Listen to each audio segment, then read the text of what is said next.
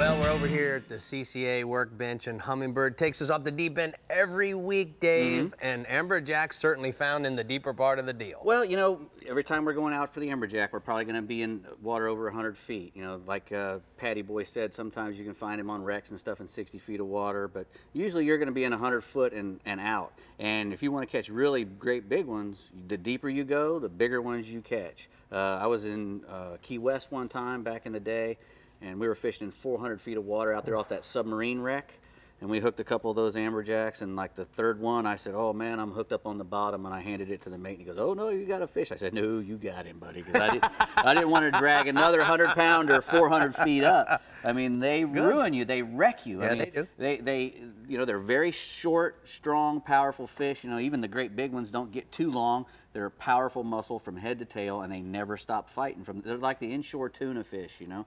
They never stop fighting from the bottom to the top, and they wreck you. So this Akuma 7-foot Saltaris. Yeah, the Saltaris 65S. Yep, this is a very good Azor. Is a good spinning reel for it. Suffix braid. Any kind of 50-pound or 80-pound braid, and you want to use a really good heavy monofilament leader too. You know, about 100 pounds. 80 pounds, 60 pounds if the fish aren't that big.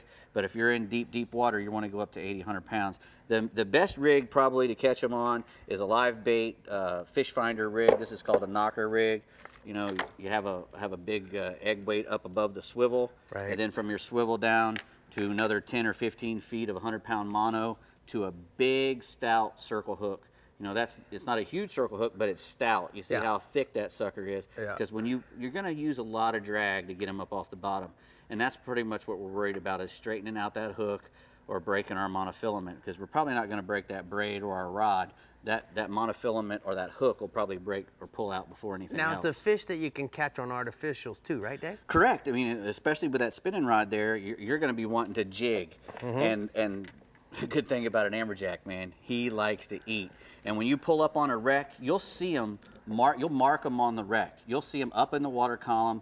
You drop one of these jigs down through them, past them all the way to the bottom, and you work that jig up to the spot. And when you're watching the sounder and you know where your jig is, once you get in that zone, you start working that thing really good, pow, and then it's, and then, it's a good time to have a really nice harness and a good belt is when you're using a jig. And they will eat just about any jig. They love a live bait probably more than anything, just like most of the fish do. Everything loves to eat a live bait. So a good thing to do is once you get on a wreck is to get you some sabikis and drop down and try to catch you a couple live baits. Now, usually the first time you notice that there's Amberjack on the wreck is when you go there and you're trying to catch a snapper or something, and you catch a little snapper and you get the little snapper halfway up, wham! Yeah. Amberjacks are here. So anything that you catch down there on the bottom, and you pull it up, if you can get it up past them quick, on your little sabiki, so you don't lose all your sabiki rigs, and then drop them, put them on a big live bait hook, and drop them back down. But I personally, I like jigging,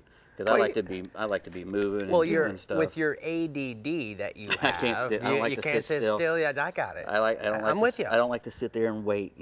But the good thing about it is, you do get a lot of bites with the live baits, and you'll probably catch more of them than anything on the live baits. The problem with Amberjack is in the 80s and 90s, we hammered them really hard, and it took a little while.